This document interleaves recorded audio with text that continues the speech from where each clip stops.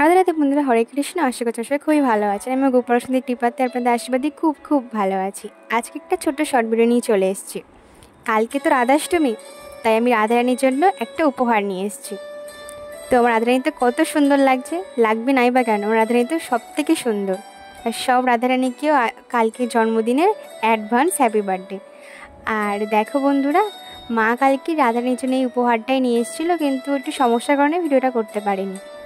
আমাদের রাধারানী তো গিফটটা পেয়ে খুব খুব খুশি হয়েছে, কেননা যেটা ভালোবেসে ভগবানকে দেবে ভগবান সেটাতেই খুব খুশি হবে।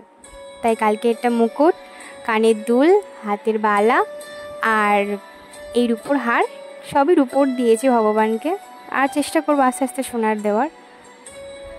আর কেমন রাধারানীকে অবশ্যই জানাবেন। আর কালকে কারা কারা রাধাষ্টমী ব্রত পালন করবেন অবশ্যই জানাবেন বন্ধুরা। রাধাষ্টমীর ব্রত বিষয়ে আমি কিছু বলতে চাই, তো আপনারা ভিডিওটা একটু মন দিয়ে শুনবেন। রাধাষ্টমীর ব্রত খুবই প্রভাবশালী ব্রত বলে মনে করা হয়। দেখুন, আপনারা যদি পাঁচটি কোনো বড় ভুল করে থাকেন আর তার প্রায়শ্চিত্ত করতে চান, তাহলে অবশ্যই এই ব্রতটা পালন করবেন। ব্রত চলাকালীন রাধারানীর কাছে ক্ষমার্চনা করবেন, যে আপনি যা যা ভুল করেছেন সেইগুলোই ক্ষমার্চনা করবেন। আর আপনাকে কথা দিতে হবে যে আপনি আর কখনো এরকম ভুল করবেন না। বিশ্বাস করুন, আপনাদের ওই সময় বড় থেকে বড় পাপ নষ্ট হয়ে যাবে। কেননা পুরাণে লেখা আছে, 100টা ব্রহ্মহত্যা যদি আপনি করে থাকেন, তাহলে রাধাষ্টমীর ব্রত যদি আপনি পালন করেন, তাহলে ব্রহ্মহত্যার মতো মহা বড় পাপও আপনি মুক্ত হতে পারবেন।